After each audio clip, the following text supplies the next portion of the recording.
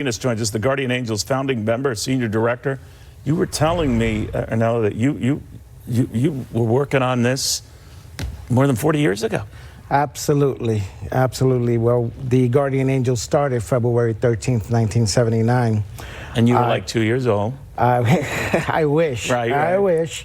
But prior to that, Curtis had another organization called the Rock Brigade.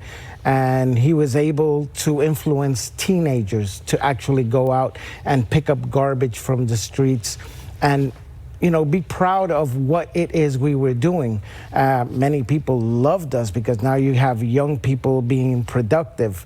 But when we turn to crime fighting, those same people people that patted us on the back said, oh, you know, you guys are about... But obviously the world's coming back to your side. 41% of New Yorkers want the U.S.-Mexico border wall to curb illegal immigration.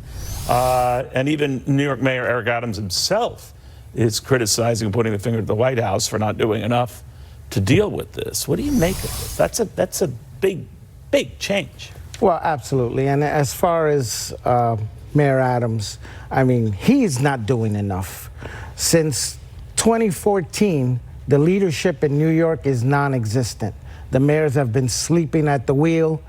You know, this talk about, oh, I wish I could. And no. You're the mayor of the biggest city in the world. These are the crossroads of the world. You're telling me you're not powerful enough to make a statement? And you say you're a sanctuary city, right? And now we just heard, you know, New York has always embraced that. But when it came to actually implementing that and dealing with that, it said no mas, right? And in New Jersey, where I live, we are a sanctuary state. But the governor there is saying, no, we can't deal with it.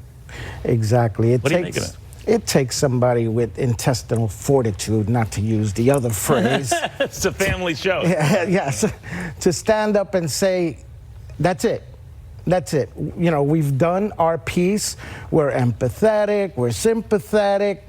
But we can't be fools. People are enraged right now, but do you see it changing? I mean, they're talking about, you know, you got a few hundred here in New York. There's tens of thousands, hundreds of thousands in Texas, and no one was crying for them. What do you think of it? Absolutely. It's sometimes easy to say, oh, you know, let's hold hands and sing Kumbaya. Yeah. But it gets to the point where we're just overloaded. We can't take any more. If you're going to be fiscally, mentally, religiously solvent and responsible, well, then this has to come to a stop. So you think this time we hit a nerve and it's different, and between the crime and the migrants, New Yorkers are upset enough to say, that's it? Because I've seen this percolate before and it's short-lived.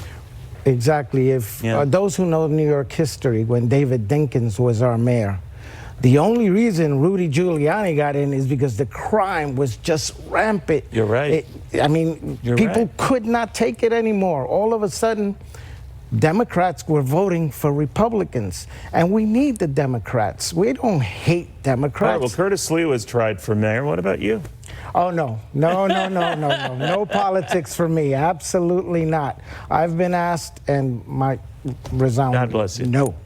Well, all I know is you started getting teenagers to pick up garbage, and I'd like to recruit you for my two boys to see what you could do on that front. But keep me posted. Absolutely. Very good seeing you. Thank you for all your hard work, all you do, Arnaldo. Thank you, sir. Chet Pergram, meanwhile, on Capitol.